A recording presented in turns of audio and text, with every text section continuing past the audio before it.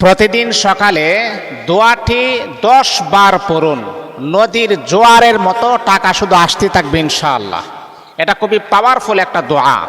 কারণ সাহাবে কেরাম যখন কোনো সমস্যার সম্মুখীন হইতেন তখন আল্লাহ পাক রব্বুল আলামিনের কাছে তারা চাইতেন। তারা মানুষের কাছে গিয়ে হাত পাততেন না যে ভাই আমাকে কিছু দেন, আমাকে কিছু দেন। এটা হচ্ছে আমাদের তবিয়ত, এটা হচ্ছে আমাদের স্বভাব। আর আমাদের স্বভাব যদি আমরা চেঞ্জ না করি, পরিবর্তন না করি, তাহলে আমাদের কপালে দুর্গতি আছে, আমাদের কপালে খারাপই আছে। আসলে আমাদের স্বভাবকে আমরা চেঞ্জ করতে পারি না। আমরা মানুষের কাছে হাত পাততে ভালোবাসি, কিন্তু আল্লাহ বলেন যে বান্দা তুমি মানুষের কাছে কেন হাত পাতবা? আমি আল্লাহই তো মানুষের রিজিকের ব্যবস্থা করি।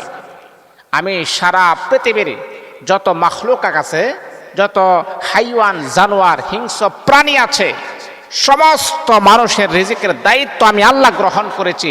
সমস্ত প্রাণীর রিজিকের দায়িত্ব আমি আল্লাহ গ্রহণ করেছি। তাহলে তুমি কেন মানুষের কাছে গিয়ে কেন হাত পাতবা? আমি আল্লাহর কাছে বলো। আমরা নামাজে বলি একটা, আর নামাজ থেকে বের হয়ে বলি আরেকটা। যখনই আমরা নামাজ পড়ি তখন আমরা কি বলি?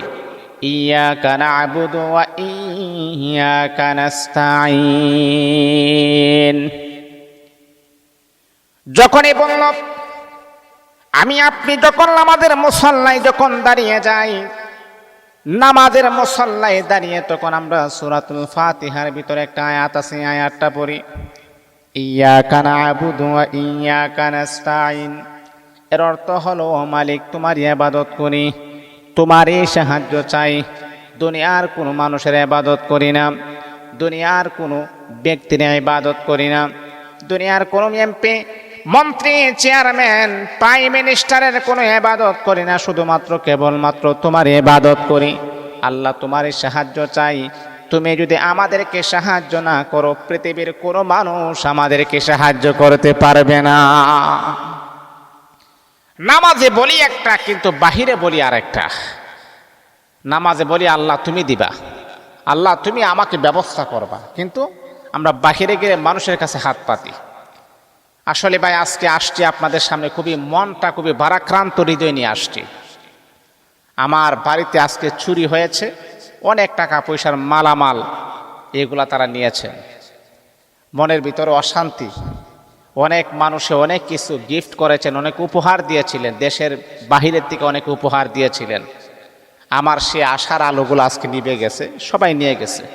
যাই হোক আলহামদুলিল্লাহ, তারপর আল্লাহর কাছে শুকরিয়া। এমনও তো হতে পারে আল্লাহ তাআলা এর চাইতে ভালো কিছু আমাকে দিতে পারে।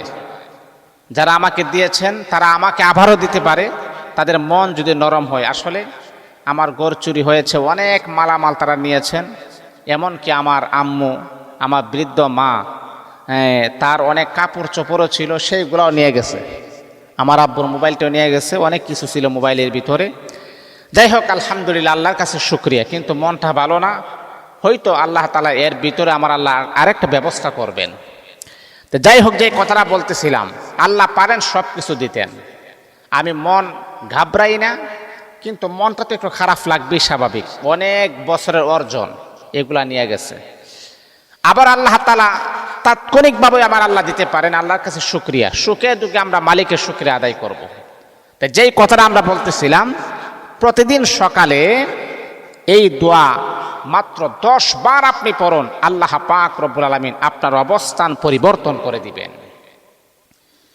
তাহলে বন্ধুরে আমার, ফজরের নামাজ পড়ার পরে আপনি 10 বার আপনি পড়বেন। টাকা পয়সা ধন সম্পদের কোনো অভাব হবে না। আল্লাহ পাক রব্বুল আলামিন টাকা পয়সার অভাব দিবেন না। আমার আল্লাহ রিজিকের ভিতরে বারাকা নাজিল করে দিবেন।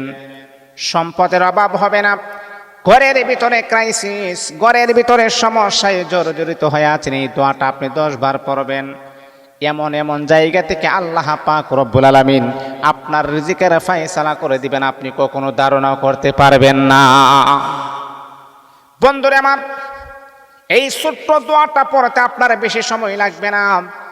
মাত্র আপনার 1 মিনিট সময় লাগবে। যদি আপনি 10 বার পড়েন, আপনি পড়বেন লা ইলাহা ইল্লাল্লাহুল হাক্কুল মুবিন, লা ইলাহা ইল্লাল্লাহুল হাক্কুল মুবিন, লা ইলাহা ইল্লাল্লাহুল হাক্কুল মুবিন। এমন করে করে আপনি 10 বার পড়বেন, আল্লাহ এমন এমন জায়গা থেকে আমার আল্লাহ রিজিকের ফায়সালা করবেন। আমার আল্লাহ আপনার ঘরের ভিতরে টাকা পয়সা ধন সম্পদের কোনো অভাব রাখবেন না।